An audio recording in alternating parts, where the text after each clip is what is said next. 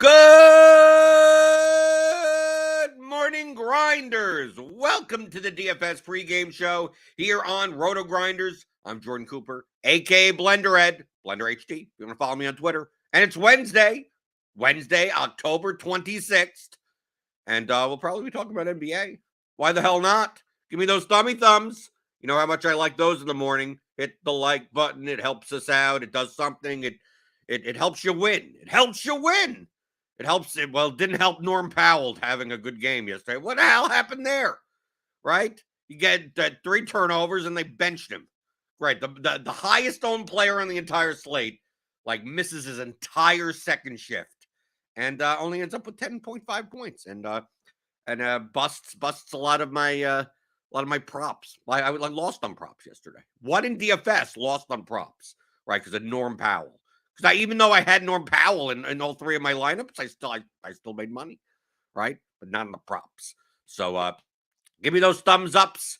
Give me the like button. Give me the subscribe button. Give me all the buttons. Give me all the buttons. Good morning to everyone in the chat. What is? Is it really maybe it's what is? It's what Taz. I don't know how to pronounce it. Defik, Bart B, Suki Singh. All right, Suki Singh. Nice and easy. Wataz? Mr. Richard. Kickstart. Joe Mack. Good morning. Good morning. Right. And then yesterday's slate. Talk about yesterday's slate. Shai Gilgeous-Alexander was listed as out. Okay. He was out. He was gone. He was kid and caboodle. He's gone. Then an hour before lock, he's questionable. Right. But earlier before that, the Kawhi was ruled out on the other side. Injury management, whatever. He's not even going to bother playing 20 minutes this game. He's just not going to play at all. Then the Oklahoma City Thunder said, then SGA is going to play. Or he's questionable. And then he's starting. And then he played 38 minutes or something. I mean, you start the beginning of the day, SGA out. Thunder tanking. Who cares? It's he's questionable. Then he starts and play and ends up with the second highest score on the entire slate with 63 points. Welcome to NBA DFS. This is the state of it. No one's actually injured anyway. They're all fake. I consider the injury report to be the biggest work of fiction, right? People, you got Tale of Two Cities by Charles Dickens, right? You got whatever, name other books. I was never a literature person, right? Catcher in the Rye. I'm trying to list books that maybe I read when I was in high school or something, right? You read those types of books, right? Great works of contemporary fiction. You know what that's required reading? We're going to deal with the best contemporary fiction, should be the NBA injury report. The NBA injury report is by far the best work of contemporary fiction that you could find in this world, because nothing matters anymore, right? If they're out now, maybe they start, right? Right. NBA injury report is greater than Frankenstein. Was that a book? Was Frankenstein a book? I don't know. What was a book? I don't know what was a book and what was a movie even. Sometimes I say, I love that movie. It was a book? Nope, no idea. No idea it was a book. Luga 85, do you have any props I like? I don't have any. I don't like any props. I don't like anything. You know what you should do? Sign up to RotoGrinders, right? Click on that link in the description. Get a combo premium package, right? Get $10 off your first month. And then you'll get the NBA statistical projections that we have, right? I mean, these are the algorithmic updates. So, I'm gonna wait until the projections team, makes their at least their initial adjustments. It's just based on some rolling average. So, that's why these morning projections, the timestamp is 1:37 in the morning, which means it was just automatically generated by our system. And then you could go to the page. We have a statistical projections page. All right, if we go here, we go down. Let's go to the NBA section. Right, player projections right here. Okay. And here you go. Points, rebounds, assists, all the P plus A, P plus R, PRA, all this. And then you bet the biggest discrepancies. Just wanted to see who you like. I don't understand what the question means. Well, what I would like the biggest discrepancies. Like, so whatever the biggest discrepancies are, that's what you should pick. Like, that's what I like. So, for instance, like I said, the NBA projections have not been updated by the projections team. Right? And if you are a RotoGrinders premium member, you could get the download and get the Google Chrome extension for Prize Picks, and it'll overlay our statistical projections right on Prize Picks. Okay. Now, like I said, the projections currently are the overnight updated algorithmic ones, which don't have usage adjustments, at least initial usage adjustments. So, like, I'm not going to do anything until projections team makes sure that everything looks right. But you just got all I'm doing. Here's PRA. I'm just looking through. I'm just going, okay, what I need a very big gap. Right? I'm just scrolling through. I see here 22, 23, 25. Is there any that big? Fred VanVleet this is a 2.5. It's not enough. Right? Just scroll down and just look and see, is there anything too high or too low compared to what Prize Picks has it up? Right now, I don't see much. I mean, they don't have everything up on Prize Picks either. There's a Jordan Clarkson 2-point difference there. Still not really anything. Fantasy score. You got anything here? I mean, like I said, I'm not going based on Jared Allen over maybe, but this is without the manual adjustments. So that's all you do. So like as far as liking something, there's nothing to like. I'm just all I'm going to do is scroll through and look at all the categories and see, okay, is these numbers big enough difference between them, and then that's what I take. So what's there to like? There's no personal opinion of anything. I could do if we had projections for college football. We do have projections. If we had statistical projections for college football, right? I do the same exact thing. I know nothing about college football. Who's JT Daniels? Who's Garrett Schrader? I have no idea. If Garrett Schrader's median projection was 330 passing yards and it says 220 here, I just over. I don't even know. It plays for Syracuse, I guess, right? I have no idea. So there's no. How would I like? Oh, you like Garrett Schrader? No, I like the fact that the prop is way lower than what our model is projecting. I don't even have to do this for any sport. It doesn't matter. If I have projections for tennis, I don't know what the hell's going on in tennis. So that's treated the same way in NBA. Like dude, there are plenty of people that play NBA DFS that don't know any of the players that do extremely well. That are highly profitable top players. They couldn't pick up Franz Wagner. What team is he on? I have no idea. What position does he play? No clue. All they're doing is running models and numbers and just spitting out lineups and simulating stuff, and that's it. So it's the same thing here. All I'm doing is looking for the biggest discrepancies. Right now, it looks maybe Jared Allen's on the line, but I'll wait for the projections team to come in to update before I start looking at that. Same thing for NFL. Right? Here are the statistical projections for NBA. If you sign up to the Blitz, the Cardi's Blitz. Right? We go to the Blitz page. I go right to the standard projections page. Right? And here you go. Here's all the statistical projections with pass yards, rush attempts, receiving yards. And here I go. I go, sort by passing yards and go, okay, let's see. And then I go to Prize Picks and I go to NFL and I see which ones are the biggest discrepancy. I could compare back and forth. Right? Joe Burrow, 274. What is he on Prize Picks? Where's Burrow? Burrow. He's not even up yet. Is he? He's not even here. They don't even have him up yet. Right? But Tom Brady, 280. Right? Tom Brady, 326. Can you take the over? I guess. Maybe. Right? So that's why Sam Ellinger, 255. Do we have a Sam Ellinger prop up yet? Probably not. They're not even all up. But that's all you do. That's all you're doing. So what's there? That's why I don't understand the term like. Like implies some type of emotional construct of like, Like that, something that makes you happy, something that I prefer over the, like, I prefer to make money. I prefer to find expected value, which means that I'm comparing a model like the Blitz and that number to this number. So that's like saying oh, what 2 plus 2? Do you like 4 as an answer? Well, I mean, it is the answer. Do I like it? I don't know. Do I like answers to math questions? I don't know. I like having the right answer, right?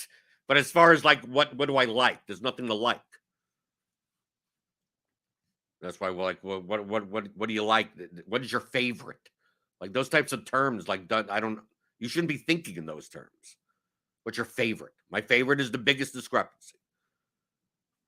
Why other reason would it be my favorite? My favorite is the fact that the line that PrizePicks has is way lower or way higher than what our model shows it should be.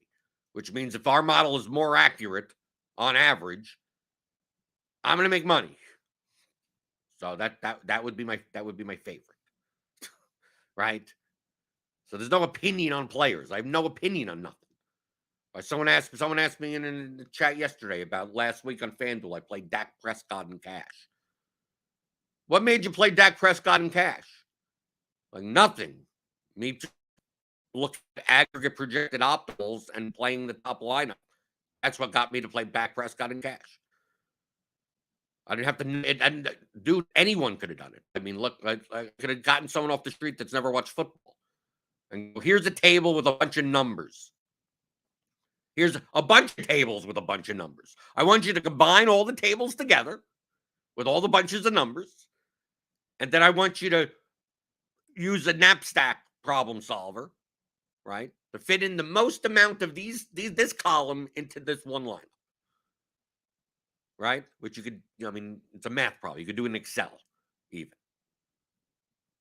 You could do in RA, you could do in lineup HQ. That's exactly what do you think the sidebar thing is? What do you think what do you think an optimizer is? So all you're doing is like, okay, pressing a button, right? There you go. Right? That's all it is. I mean, that's all it is. So when you say, why did you play Dak Prescott? Because he happened to be the quarterback in that lineup. Voila! Well, what'd you like about him? Nothing. I didn't have to know anything about him. Do you trust the model? Yes. Okay. So why do I have to know anything about why do I have to know anything about Gordon Hayward? I don't. I don't need to. Do I end up knowing about this stuff? Yeah, it's not like I don't follow sports to some extent, but it's not like I'm watching all the games. I didn't watch any game last night. What the hell was I doing last night? Oh, we had a Discord coaching call. Right, we're doing that most of the night.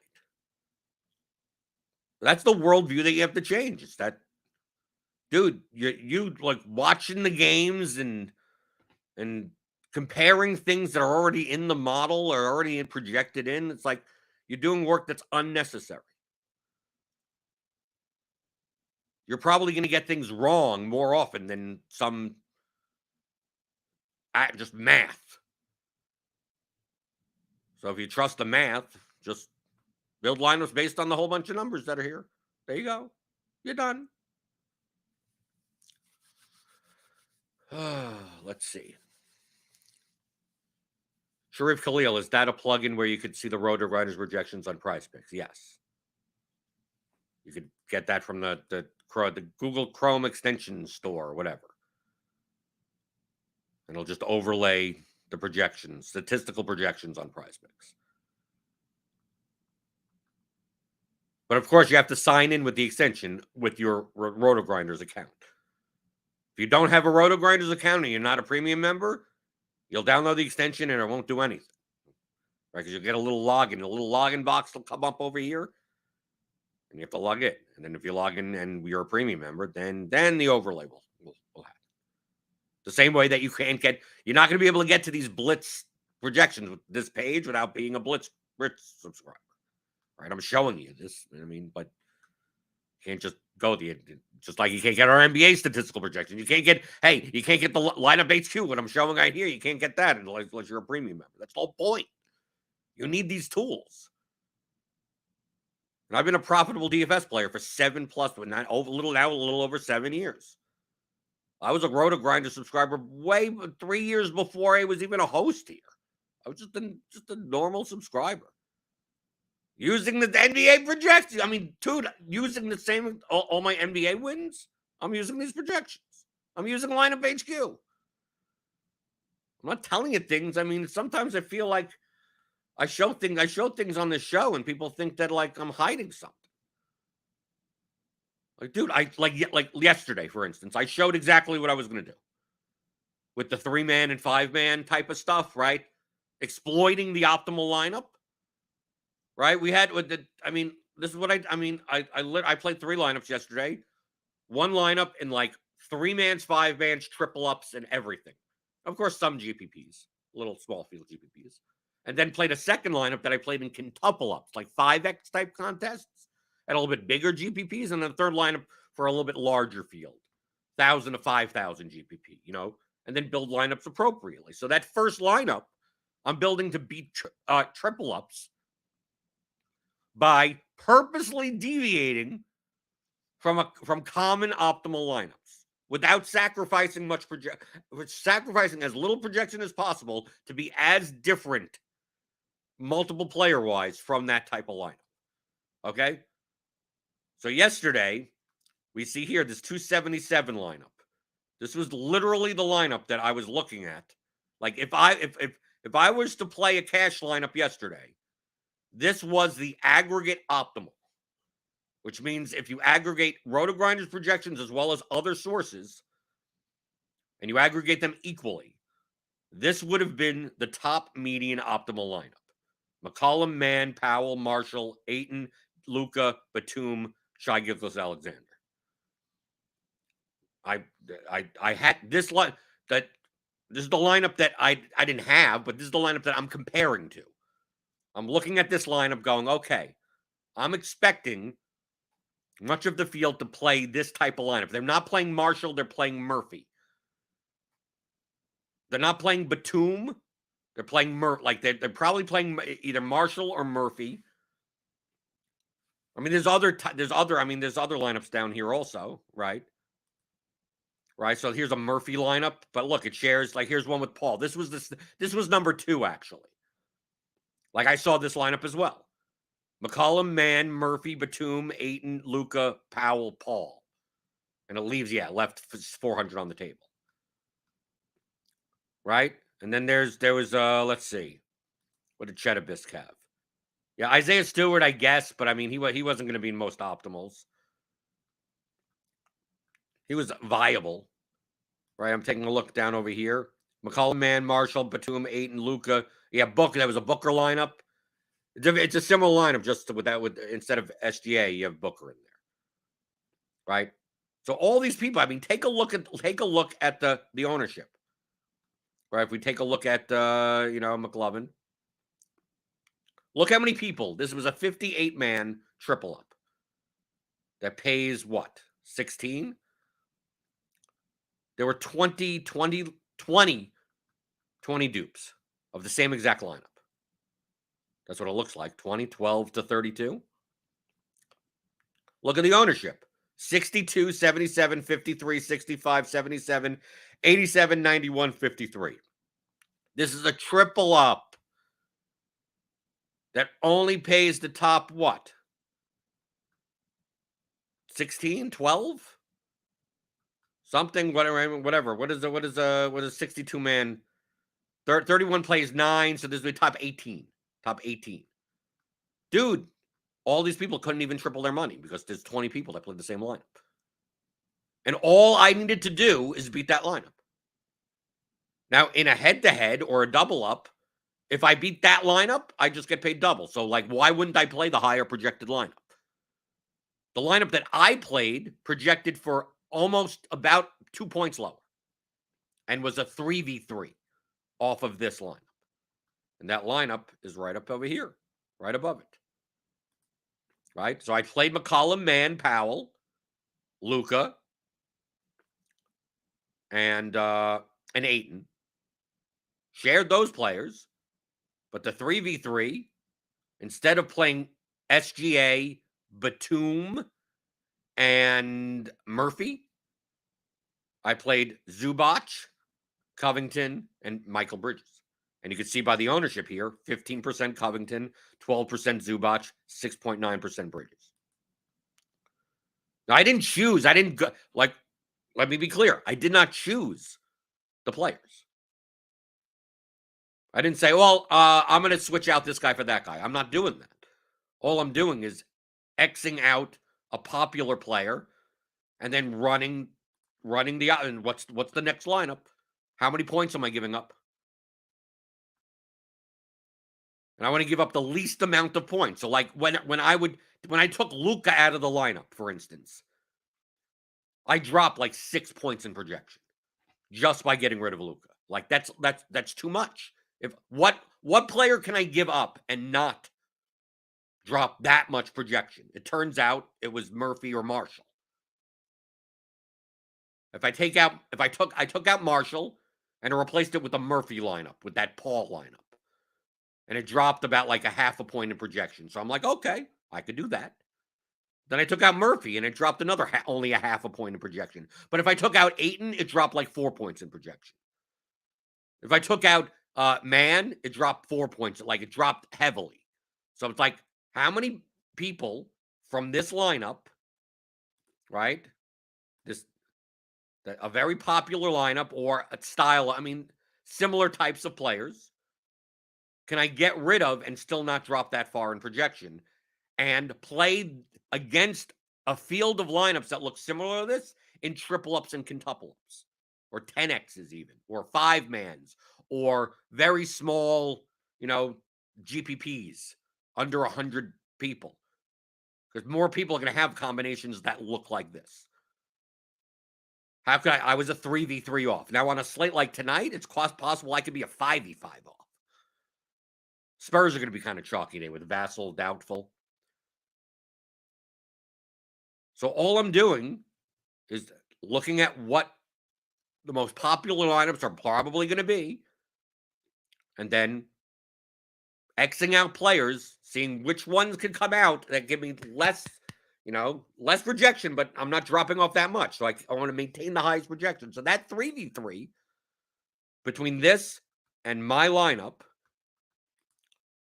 after I took out like Murphy, Marshall, I took out SGA, and it didn't drop much because it replaced it with like a Booker or something like that.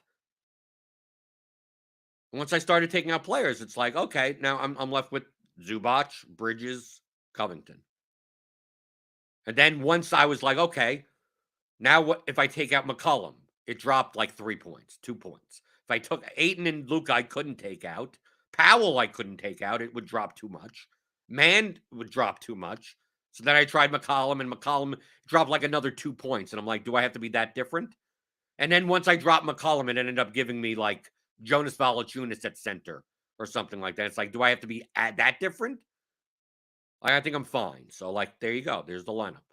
And then for most of the time, I'm sitting there during the late game going, as long as Michael Bridges puts up a decent score, I pass like all of these lineups. So I went from like cashing nothing. And then once I got past this lineup, I was cashing that. I went from like, oh, all the way down here.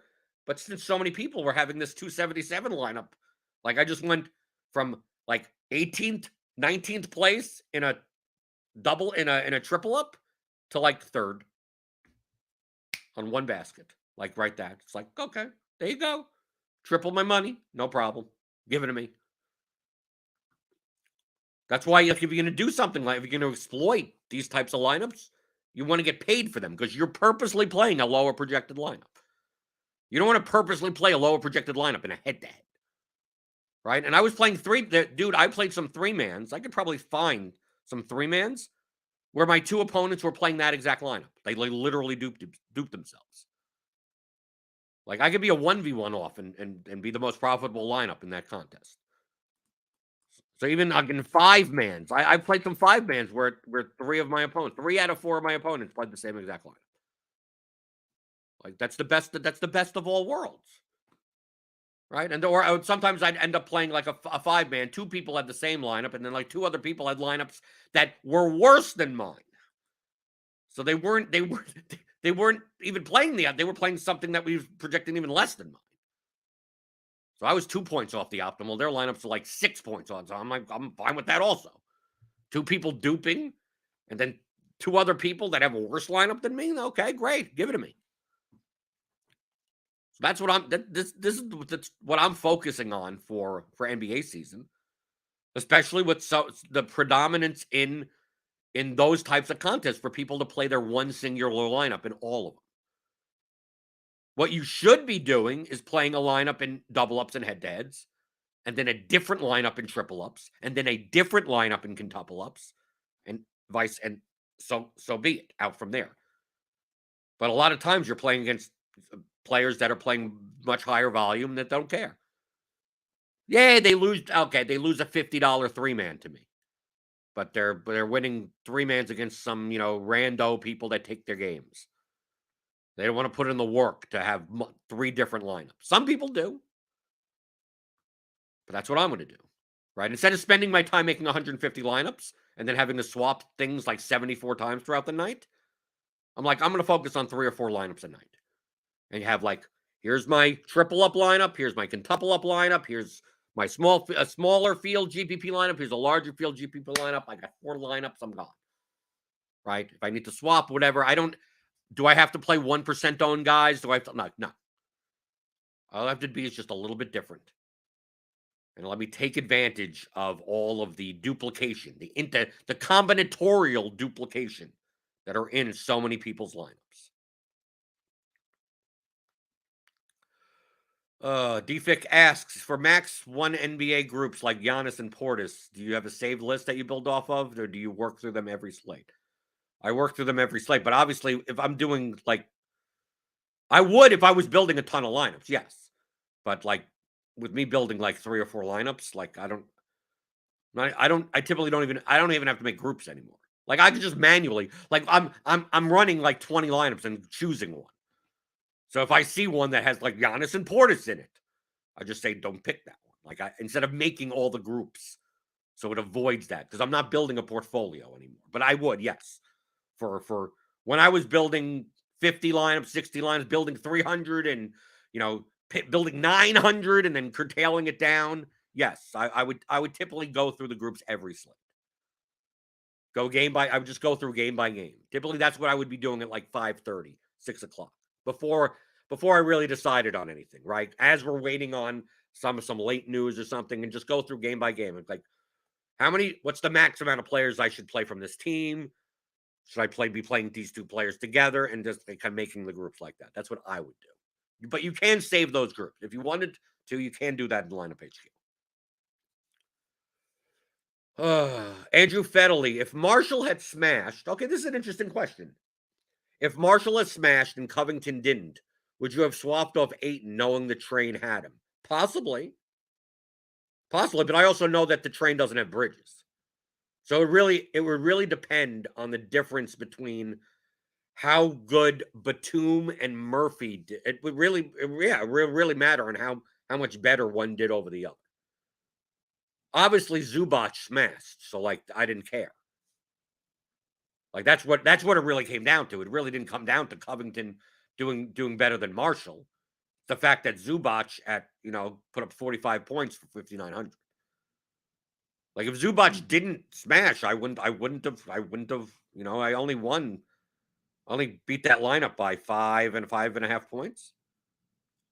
But that's in his range of outcome. I mean, that's the whole point. It's the 3v3. I'm playing that 3v3 over what it was, SGA, Batum, and Marshall, right? That was the 3v3. Bridges, Zubac, Covington. How often does one beat the other? Based on the projections, SGA plus Batum plus Marshall will beat my combination 56% of the time, 57% of the time. I'm aware of that. That's why you don't play then. That's why you don't do this in double ups. But if I'll win 43% of the time on that 3v3, but I'm getting paid 3x or 5x, why wouldn't I do it? Right? Because I'm not playing against one lineup. I'm not playing against one user. I'm playing against one lineup with a bunch of users. So it's not like coming in like the difference between 12th place and 33rd place is only one lineup. Like this guy Steve Ezzo, right? Take a look at this. The guy that came in just underneath the train. Okay. Now, not necessarily not a very skillful lineup. Luca Barton, who did great. Murphy, Nance, Stewart, McCollum, Wood, and Denny Advija. You could tell from the ownerships, not a particularly good cash lineup. But like, dude, what would he just needed 6 points? 5.25 points, 5.5 points. And that would have been the 5.5 points would have been the difference between not making any money and tripling up. Like, that's it. Like, we take a look at Stan Bizzle, for instance, who had a lineup that I did. This is the second lineup. So if I would have just barely pivoted, this would have been the lineup that I played. Right? Had I just taken out SGA, this was the optimal lineup without SGA. I wanted to get even more difference. So, like, this one has Chris Paul. Basically, the only difference is that instead of playing Marshall, you're playing Murphy, who's also still going to appear in a lot of lineups. He's 27% owned in this triple up. And Paul isn't. Paul is like, so to me, this is barely a 2v2. This is like a 1.5v, 1.5v. Right? So I want to get, dude, can I get rid of another point of projection to be even more different? I think it's worth it. So that's what I did. But you take a look at Stan Bizzle. Like, he needed 8 more points. If he got 8.5 more points but he needed it not out of McCollum, Mann, Batum, Ayton, Luka, or Powell. So he needed 8 more points out of Murphy or Paul. So he needed Paul to score like 49 points.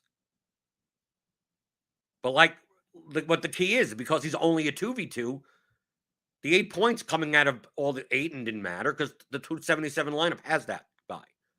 My lineup, on the other hand, because I have 3 different players, now I have more paths. I have more paths to outscore. The distributions of the players aren't correlated to each other as much. So I'm much more willing to give up a point of projection to be less correlated with popular combinations of lineups. Now, at what point is you're giving up way too much projection? Like, yeah, I'm probably not dropping 10 points in projection to being a 7v7, right? I'm not going to play Luka. I'm not going to play Powell. I'm not going to play Ayton. Like, dude, now your lineup's like a 90-10 dog.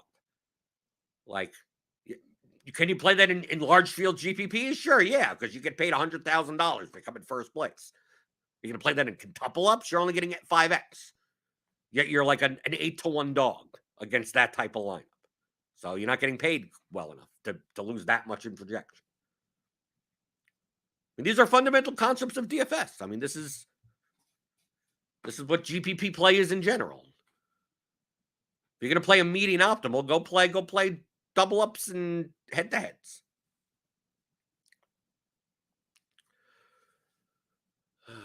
JWH says 274 lineup dupe train won my MMA GPP last week. Yeah.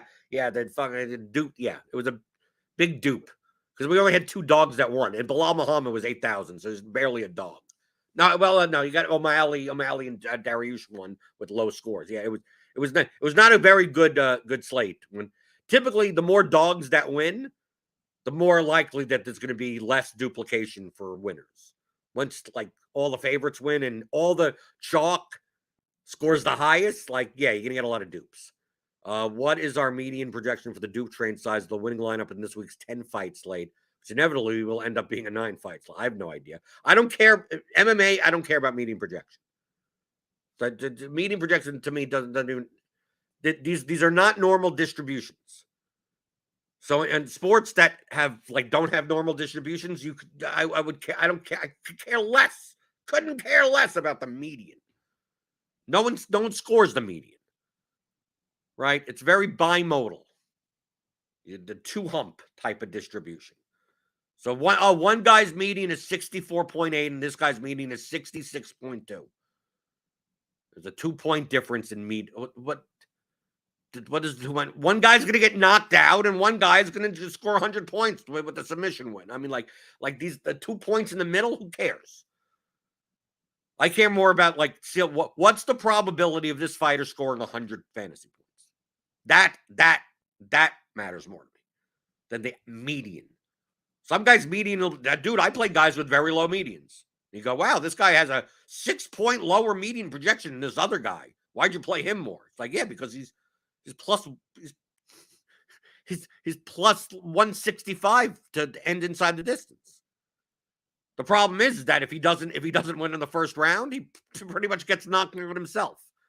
Right? It's a kill or be killed type of fighter, which means either he's going to score like 100 points or he's going to be like nothing. He's going to score like 5 points because he's going to get killed. Right? So obviously his median is going to be lower. Right? Yeah, but then you have a guy that has 4-point higher median. And it's a guy that like hasn't finished a fight, hasn't gotten score to finish in like 8 years. Like this guy goes to decision, he lands 2 takedowns, right? He has a little bit of ground and pound, but he rarely finishes anyone, and he goes the distance and most likely wins the decision. And it's very nice. They're probably going to get like nice somewhere 75 to 85 points from him. And his median is going to be higher. Yes, obviously his median is going to be higher. But most likely ain't going to win you a GPP. So what do I care about the median projection? In sports where the player projections, the player ranges of outcomes are bimodal. I don't. NBA, yes. NBA with much more normally distributed ranges of outcomes. Probably out of all the DFS sports, it is the most normally distributed. That's why relying on projection is so much more relevant, especially when there's not really strong correlations anywhere. So NBA to me is almost the easiest sport. You get a good model like the one that we have at RotoGrinders. You get our projections. Like all you're really doing is comparing projections to ownership. And do you game stack? You don't need to. I don't necessarily care that much about it. I care more about negative correlation. Probably don't play a guy that comes in for one another.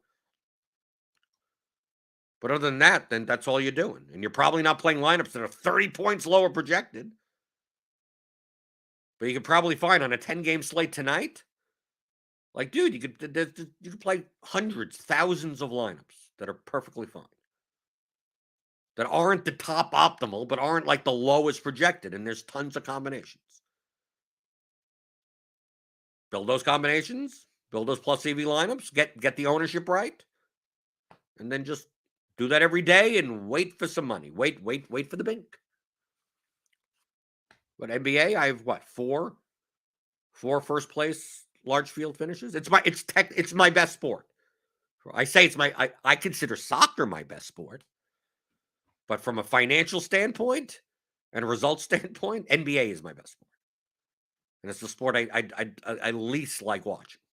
And I least care about the players at all. I don't care. I don't care. Right? I don't care. I look at the numbers. Don't care. Who's coming? Who's going to play the 4 when this guy? I have no idea. Let Andy. Let Andy and Noto and our projections team. They'll figure it out, and then they'll convert it into a number for me. Thank you very much, Andy. You convert it into a number for me, and then I don't need to know why. I don't even need to know why. I could kind of infer why. I know how basketball is played. I do. It's not like I don't. Yes, I know the players on the teams because I play DFS, and I'm obviously going to see the names. I know who DeMar DeRozan is. I mean, I'm not like dumb. But as far as like, well, they play this type of style with the pick and roll and the hook, slant, screen, whatever. I have no idea. Well, this coach likes playing X, Y. I have no idea. Just give me the minutes. Give me the fantasy point. Give me the ownership. Give me the 4 on the ceiling. I'll take it from there. Just give me these columns. That's it. That's all I need. You convert into these columns and then go away. I don't need you anymore. JWH, I think I missed this early in the stream. Are you done playing large field GPPs in NBA? Well, I'm still putting my lineups in the large field GPP. But as far as building a ton of lineups for them, it's more of a time management thing. I'm not saying that large field GPPs have the softest money in them. But as far as where am I allocating my funds? I'm going to allocate my funds, my bankroll on that given day to the places that have the biggest edge. Now, large field GPPs have a big edge, but I think props have a big edge also.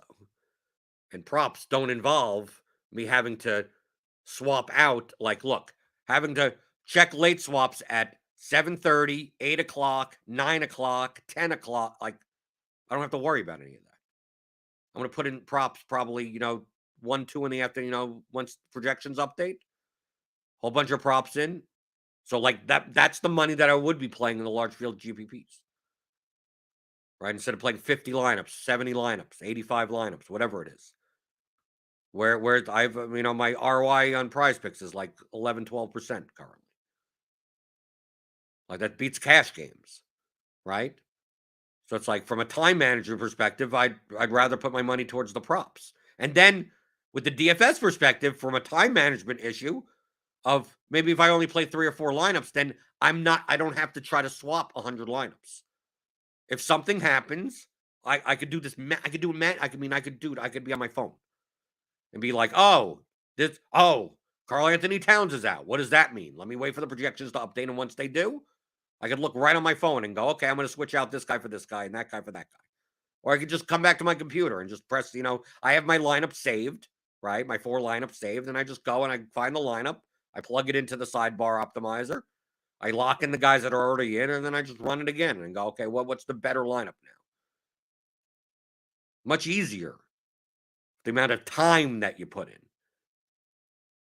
So I want to put in less time, especially NBA DFS. I'm playing soccer. I'm playing MMA, playing NFL. Doesn't mean I can't play these lineups into a large field GPP, but I'm not focused my energy on it from a time management perspective. Because remember, people ask me all that, why don't you do this? Why don't you do that? Dude, in a perfect world, I'd easily be playing 150 lineups in NBA large field GPPs. Easily. I'd be playing 150 lineups on FanDuel. I'd be playing 150 lineups on Yahoo. I'd be playing the prop sites on Monkey Knife Fight, on Underdog, on Prize Picks, on what the Sleeper? Is it called Sleeper? Slumber? One of those. Thrive, no house advantage. There's tons. I'd be doing it all. There's edge everywhere. Right? I'd be playing cash games on all the sites. I'd be playing triple up lineups on all the sites. I'd be playing whatever. I'd be playing all the slates. So not just the main slate. I'd be playing the turbo slates on everything. On literally everything. Okay? If I was able to. Thinking I can't I don't program. I'm not a programmer. People that have they run their Python stuff and their data management and they go that's their whole thing. They can press a button and run simulations and they get their lineups in 3 minutes. Okay, they can do all of that and do it well. And sometimes they can't even do it that well, trying to do that much at once. Me, I'm just one person. So I need to prioritize. Right? When people are like, I don't see you playing on FanDuel, NBA. It's like, does that mean that FanDuel is dead? You should never, because you're not playing there, never, no. I'm just one person. That's the only reason. There's no nefarious thing of if you're not doing it, what's the reason you're not playing large field NBA? Because I'm one person. That's the only reason. If I had a staff here that I could trust or something, I'd be playing everything. I'm only one person. And remember, I'm maximizing. My goal is to average $50,000 to $75,000 a year playing DFS. That's my goal. If my goal was to make as much money as physically possible, then yes, I'd be hiring a team. Yeah, then I would be playing everything. Then I'd be 16 hours a day and just grinding and everything. If that was my goal. To just make every possible last dollar there could possibly be with any edge. A 25-cent free ticket into this contest, got to build a special lineup for that one. Right? Oh, the Modelo challenge for NFL. Oh, I've got to build a special lineup for that one. Like that would be the utopian world. I gotta check every single head. I'm playing 600 head-to-heads on an NFL Sunday throughout the course of multiple sites. And even if it's a $1 head-to-head, checking to see should I swap and what the optimal swaps for that $1 head-to-head. Yeah, sure, you're playing $74,000 in volume, but the $1 head-to-head, you got to see if you could swap off optimally and then make that adjustment. You're just one person. You don't have the time. You have to prioritize.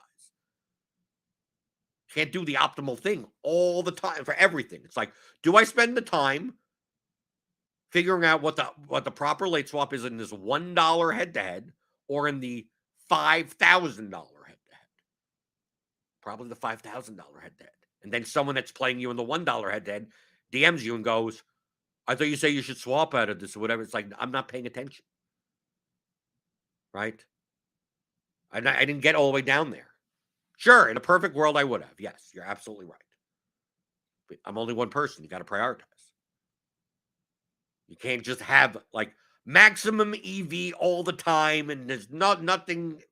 You're only one person. Find the and this is why when people ask me, like, what do you do? It's like it doesn't matter what I do. Figure out the places where you have an edge. You. And then put more time and effort and money in those places. That's the goal. If you're looking to make money, right? Some people are like, well, I play 100 mans on FanDuel. Like I know people that are like they just focus on playing the 100-man, like the 100-man GPPs, like that pay a top 12, and they just focus on that. I'm like, great, there's an edge there. Obviously, I would do that also. How much time and effort? Like, there's an edge there, but there's also an edge here. There's also an edge there. There's also an edge. You can't do it all. So if you're really good at that one thing, feel free to do it. Like, dude, I don't tell people to play head-to-heads in the soccer DFS lobby. Okay? It's coming Saturday for Premier League. I'm going to have $215, $109 head-to-heads. They're going to be up. Anyone can take them. If you ask me, what do you do? It's like, well, I'll play anyone that you want. That's not one of like the hand select few of like sharp regulars. I'll play anyone in a head-to-head in EPL soccer. But should you be saying that? No. If you don't need to play it, why would you be doing it? Is it because there's a big edge in Premier League soccer? There isn't. There's a lot of sharp players in the lobby in soccer, but against a rando, that's why I post the head-to-heads, because I'll get some randos. But if you're not as good at in DFS soccer as me, then you shouldn't be doing that. You should be focused on something else. People ask me, why don't you play NHL? You would do well in NHL. Of course I would do well in NHL. I would do well in any sport. But I'm only one person. You're only one person. So I have to make a choice. Do I add NHL, a sport that I've not followed in 20 years and have no DFS experience in it? I would have to kind of learn the nuances. You still use the projections and everything. I mean, wouldn't take that long. What do I have to cut in order to add that? Or what am I not adding by adding that? Would it be more beneficial for me to add NHL on a Wednesday night or just add FanDuel for NBA? Right? Doing the same thing I'm doing on DraftKings, do it on FanDuel. Like, if I'm already adding something as it is, why don't I add something that I already know that there's an edge in? And I'm already in the same sport at the same time anyway. I'm just adding the site. So to me, those are the questions. It's not a matter of like, what do you do? Why aren't you? Because the answer is always, I'm only one person. McLovin could do everything, apparently. Not many can. And although if you could do everything, a lot of them don't do it well. Dude, there are tons of times you see top 150 max players. You'll go on Yahoo and you'll look at the 150 lineups and it's all a train dummy lineups. And they basically just threw away like $2,500. Right? You look at their lineup and go, why did they play this lineup 150 times? Like, that wasn't strategic. That was, they were working on their other stuff, and Yahoo was the last on the list because it had the least amount of their volume, and they didn't get to it. You see that all the time. You'll see that on DraftKings sometimes. Right? You'll go and you go, okay, this guy just played a train in all the lineups. So, yeah. CSV upload error, right? Something, especially in NBA, things swapped wrong, lock hit. The lock things weren't in place in the CSV or whatever, or they just missed it, or they slept. I mean, we have like RBX who just slept through something. I mean, people, that happens. But you're only one person. So figure out where you're the best at, better, and you have an edge, and work on that, and work on that edge and get it more efficient. Right? So it's like, oh, yeah, I have an edge here in these types of contests. I'm good at doing this. I have a mind for that. I use the projections. I use the ownership. I get everything, and I'm good. And then go, okay, how long does it take me to do that? It's like, oh, well, the process from thinking everything through typically takes me like maybe an hour. It's like, the more and more you work on it, you'll get that down to 50 minutes. You'll get that down to 40 minutes. So most probably you get that down to 10 minutes. It may take you 3 years, but you'll get down to cutting out all the fluff and, and going, oh, well, if I did it this way, that'll make it faster and I still get to the same point. Next thing you know, your process is 10 or 15 minutes instead of an hour. Now you have an extra 45 minutes of like, now what could you do with that time? Well, now you could add another site. Now you could add another format. You go, okay, I could do my 3 single entry 3 max and decide between all these types of things. And now in 15 minutes, and now that I have an extra 45 minutes, like maybe I'll play 20 large field lineups and build those 20. And then you do that. Then it takes you 45 minutes to do that. Then after a period of time, that only takes you 15 minutes or 10 minutes. And then you're like, okay, now that my process for everything is like 25 minutes, I can add something else to it.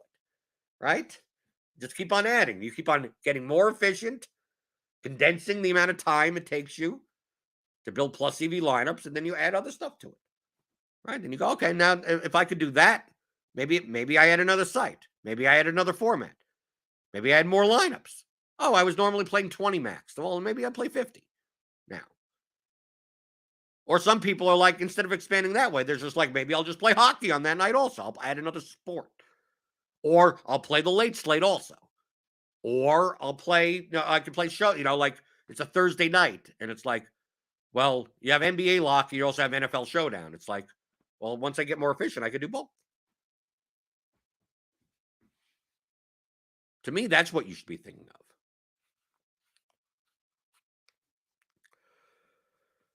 of. Dakota Litton says, kiss my wife. I don't know what that means. Is that a question? Is that a command? Are they in the right stream? Do they click on the wrong thing? I have no idea. But give me a thumb anyway, right? I could go kiss your wife if you want. I mean, is that a question? I don't know. Is that a question? Hit the thumbs up button if you want. Oh, Dakota Litton says that's what I'll do with all the extra time. Kiss your wife. Okay. Can I do that with your wife? Or like I just kiss my wife. No explanation, no nothing. But whatever. If you want to kiss Dakota Litton's wife, hit the thumbs up button.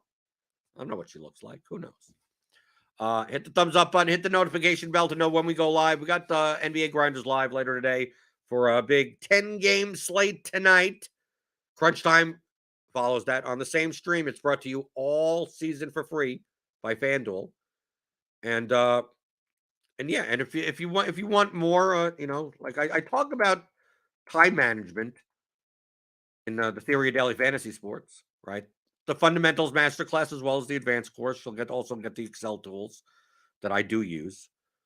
So go to theoryofdfs.com for more. How to apply profitable DFS strategies for advanced players. Pick that up and go over the Scores and Odds channel. Grant will have some things for you. They'll have some videos, some picks, some bets, some everything over there, and let's see what happens on this. Let's see what inevitable stuff happens on the greatest work of contemporary fiction, which is the NBA injury report today, and see where it goes from there. Then I'll come back tomorrow, answer your DFS strategy questions like I always do, Monday through Friday, 11 o'clock Eastern, on the DFS pregame show on RotoGrinders.com.